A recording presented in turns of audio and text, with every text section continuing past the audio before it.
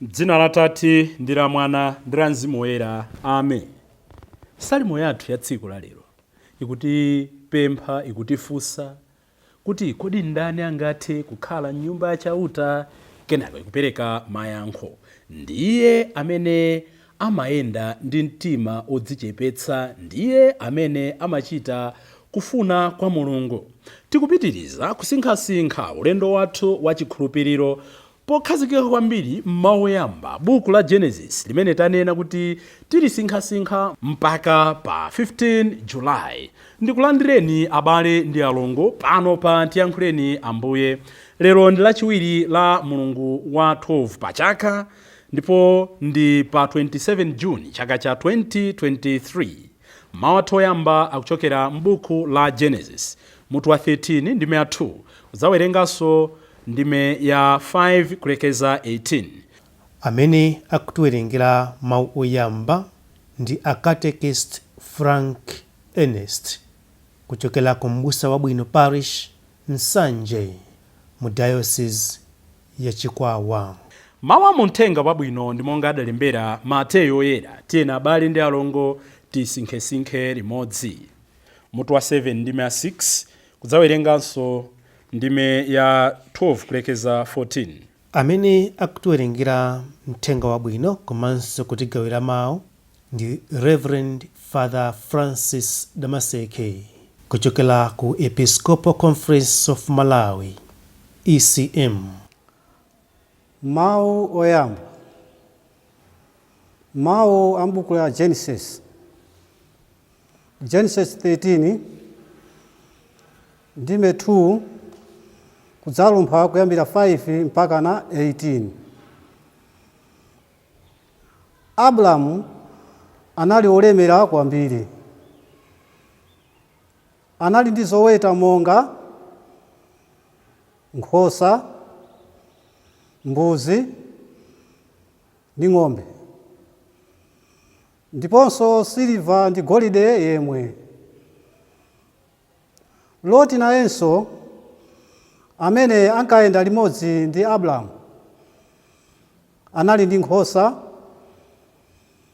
mbuzi ndi ng'ombe, pamodzi ndi banja lake ndi antchito ake amene ankalankhula naye limodzi.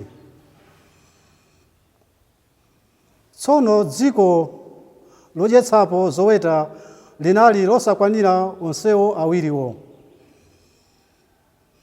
poti aliyense anali ndi zoweta zambiri. Motero padauka ndewu pakati pa abusa a Abrahamu ndi abusa a Loti. Nthawi imeneyo nkuti Akanani ndi Aperezi akadalipo m'dzikomo. Tsono Abrahamu adauza Loti kuti, ifetu ndife abale,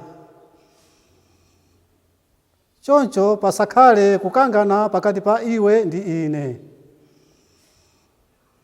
Ndipo abusa ako sayenera kumakangana ndi abusa anga.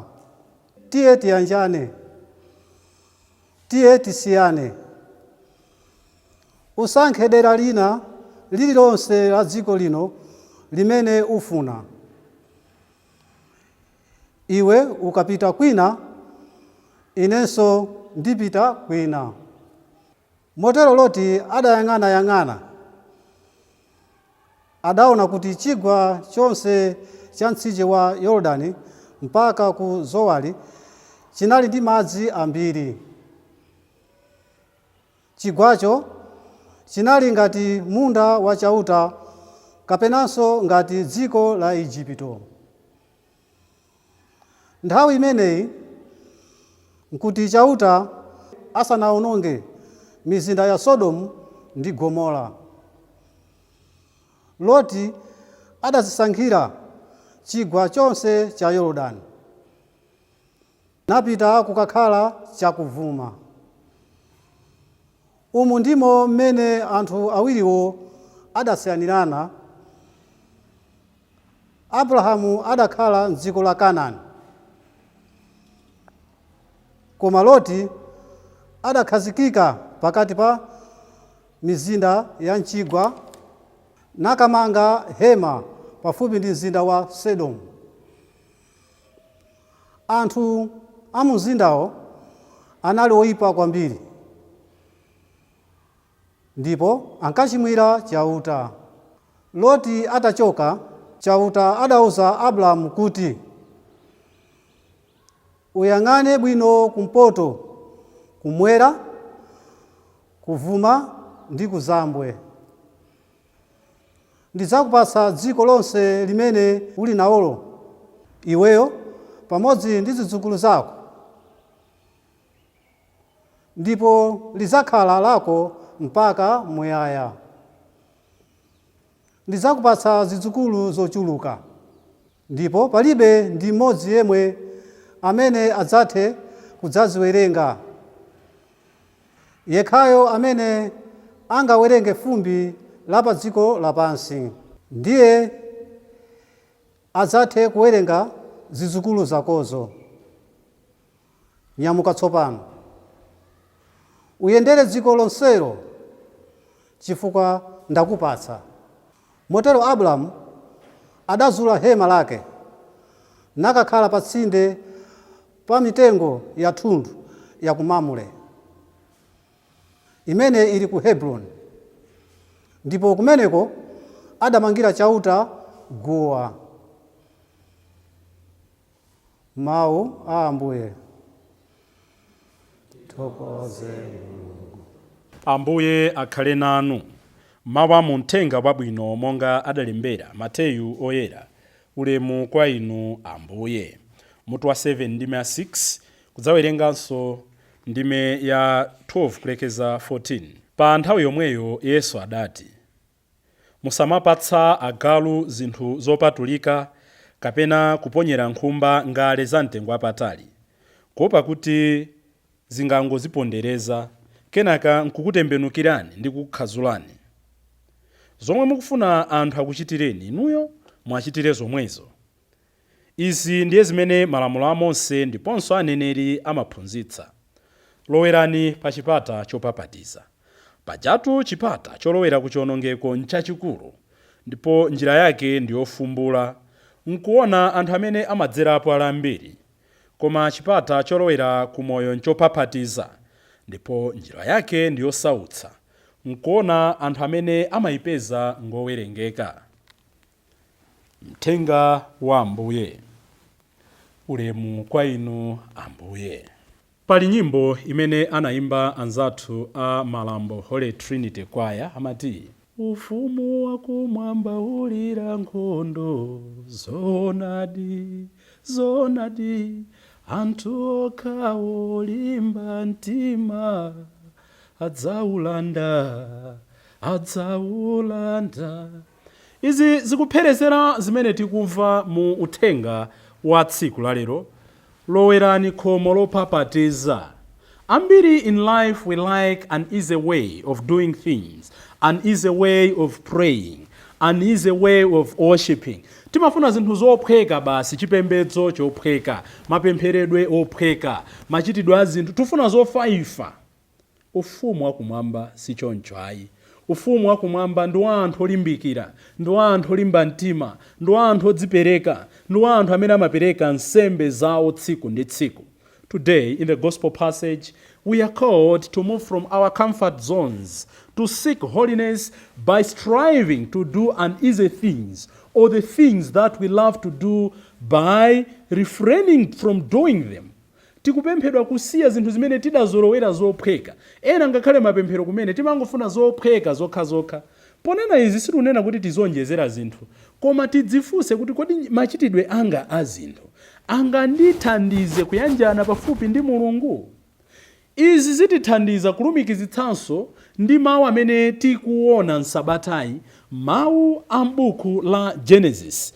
Tikumbukire pamene tinasira dzulo kuti Abrahamu Mulungu amuyitana ali ndi zaka 75. Anamuwuza asiye dziko la kwawo apite kumene Mulunguyo azimuonetsa. Ngakhale samakudziwa Abrahamu anamvera. Koma pali zinthu zina zimene ndimafuna tione zimene simachitikanso m'moyo mwa inu ndi ine malingana ndi kuyitanidwa kwa Abrahamu. choyambirira tikuona kuti Abrahamu mmene Mulungu amamuyitana mu Genesis 12 moja anamuwuza kuti usiye china chilichonse, usiye abale yako, usiye chuma chako, ndikakupatsa migolo kumene ukupitako. Inde zina anasiya, koma tikuona kuti mkati mwa ndime Abrahamu ananyamula limodzi ndi Loti mphwake, aliya kumene kufunika wina ukuperekeza. Tikapanda kumvera Mulungu zimakhala ndi zotsatira zake. Mulungu abale sanama, Mulungu sadanamepo, Mulungu sadzanama. Akamatiuza kuti chakuti ndi tchimo, chakuti chimasowetsa mtendere, chakuti chimabweretsa migawiko, chakuti sichikatithandiza kuyanjana ndiye mwini, sakunama. Abrahamu sanamvere, kenaka anamtenga Loti nkumapitira limodzi. Khalekhaleni iye nkumaona ngati zinthu zikuyenda. Koma what is happening? Atapanga seto kumene anafika malo awo oyambirira, akuti Mulungu inde wankirankira kumadalitsa, poti Mulungu wathu ndi waufulu satikakamiza. Akatiuza zinthu sabwera ngati wa polisi nkumati kwapula, amatiuza zinthu zabwino koma mwa ufulu wathu amafuna ife timvere. Ndi Abrahamu sanamvere, zotsatira zake ndi zimene tikuziona mmawa tsiku la lero. Mulungu akatipatsa madalitso, tikapanda kuwagwiritsa ntchito moyenerera, madalitso aja amatha kumatibweretsera mavuto. N'chifukwa chake la Mulungu la Pentekoste Paulo amatilangiza kuti abale mphatso zosiyanasiyana zimene mudalandira muzitenge ngati ndinu ziwalo za thupi limodzi, osati wina atenge kuti yadalandira mphatso yofunika kuposa yanzake. Izi tikulumikiza ndi mawu oyamba, chifukwa chosamvera Mulungu Abrahamu tikuona kuti watenga Loti, koma tsopano anthu antchito a Loti ndi Abrahamu ayamba kukangana. Zimene amakana Mulunguzo ponena kuti usatenge wina aliyense, ukangoyamba moyo wako kumene ndi ukupititsako. Antchito akukangana, azibusa, ziweto zachuluka, akulimbirana malo odyetsa. Izi zikuti unikira chani?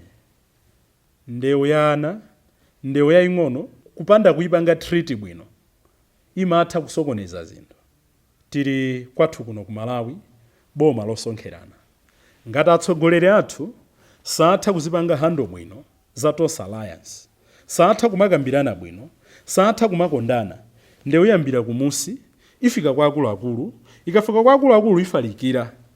Ino amene tikamamva kuti yaye kwakuti yayimbana nyimbo zosakhala bwino, iye kwakuti ayankhulana motere, akuluakulu osamangochita zinthu zachiphamaso, deal with the issues.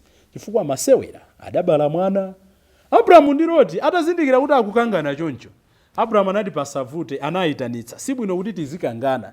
Akubwerera pachiyambi, Mulungu paja ananena kuti usiye zonse. Now God is separating them.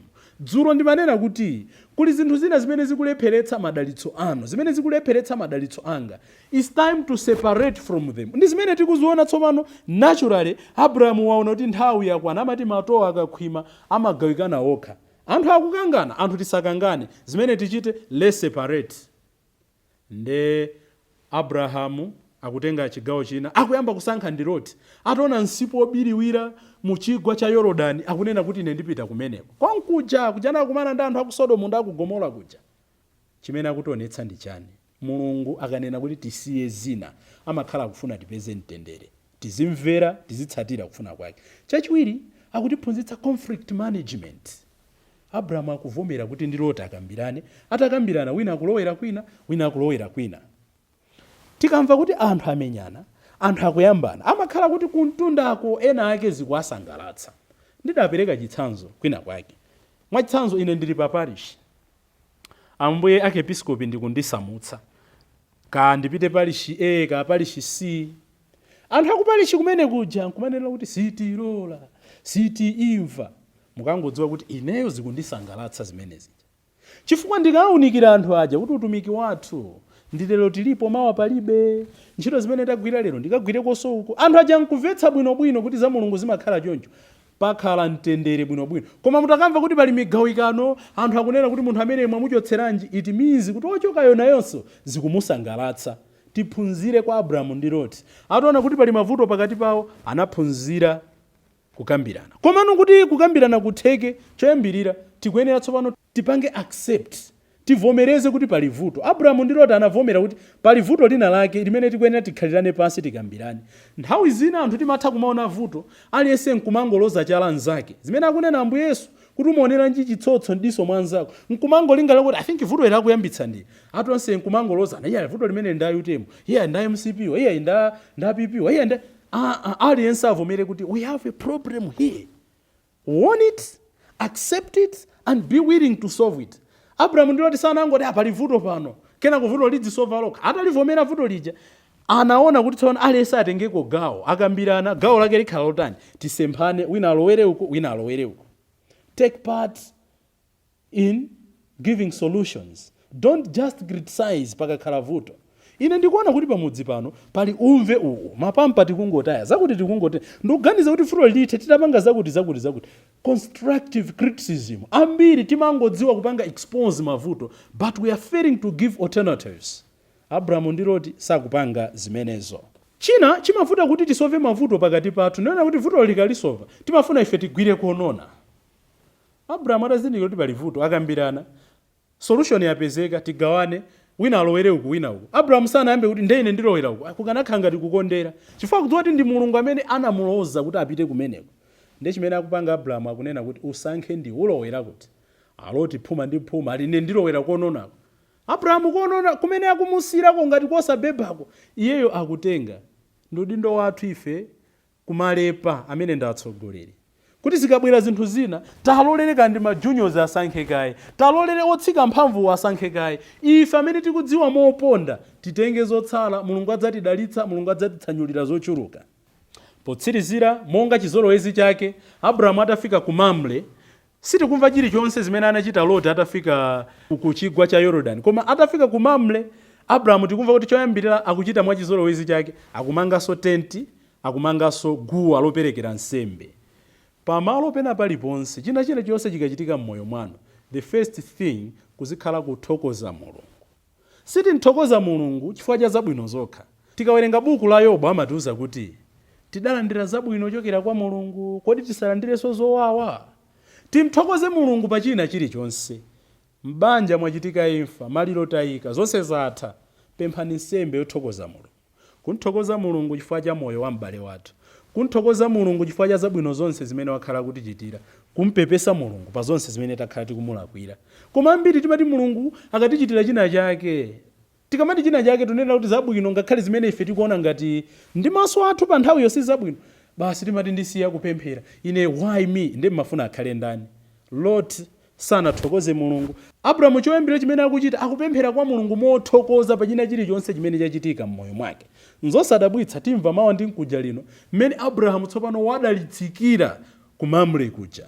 Tapempha Ambuye kuti Mulungu akatipempha kuti tisiye china chake tizimvera koposaposa tisachingalike kuchotsa zitsotso mitengo m'maso mwa zathu. Tikhale pansi ndikuona mavuto athu ndikuyamba kuwapanga address ndikuona kuti Mulungu atithandiza bwanji popeza ife tapanga kale cooperate.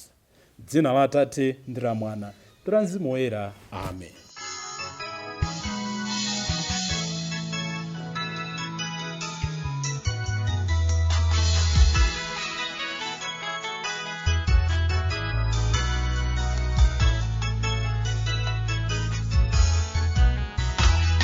Jingle